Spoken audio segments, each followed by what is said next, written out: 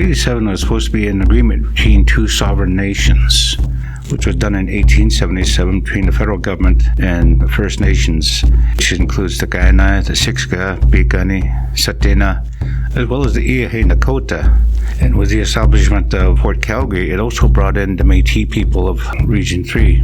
So the agreement there was to live together in peace and in harmony, that we would share our knowledge with the new people coming into the country, into the lands.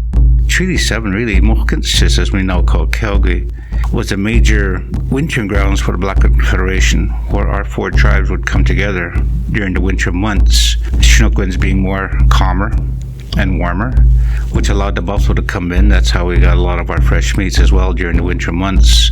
When we look at Treaty 7, it was an agreement that we would maintain the lands, stay within the regions that we were accustomed to. At no point in time was it supposed to turn into a tool to remove that from us, but that was due to the Indian Act, which was done a year before in 1876. Which is probably the most racist legislation that the federal government has, but it has a dual-edged sword. It protects the First Nations of Treaty 7 and other treaties around the country, but it's also a tool that was implemented by the federal government that left the people no choices but to concede, simply because the treaty itself, as we often say, we didn't sign treaty, we made treaty through our pipes. And we honor our pipes to the highest degree that we could possibly do. What happened in Treaty 7, it gave non-Indigenous people a greater privilege than did the Indigenous people of Treaty 7. But here for the people of Calgary is to understand the true history.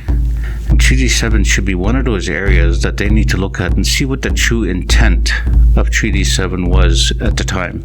Desecration of the lands was a part of our people weren't prepared for. Yes, we would share. The intent was not to concede our lands over.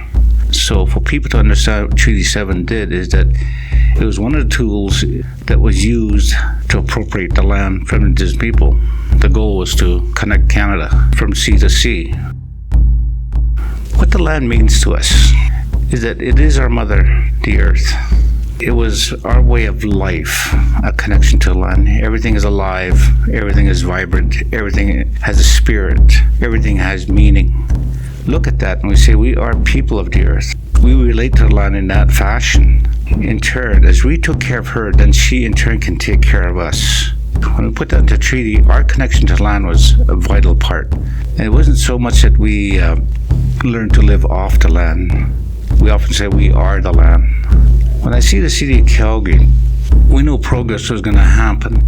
But the desecration of a lot of fertile lands, and we see the colonialistic formation, the bylaws that go along with the city of Calgary. I see those in a different light, that these are restrictive. So people can't live the true freedom that was here prior to that. And that's what the land provided was this freedom to live. Freedom to explore the adventures of life itself. In the city of Calgary, when it was established, it lost that. It lost that humanity. And I see a lot of young people out there. To them, the land is all concrete and asphalt. If I saw a young person, which I have, my first goal is to take them out on the land so they can connect with the land and themselves, and realizing it's a land that governs who we are.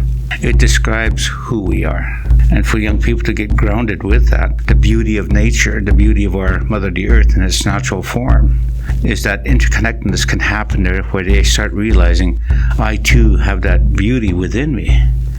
And I need to express that. I need to bring that out so I have this true feeling, not a sense of living.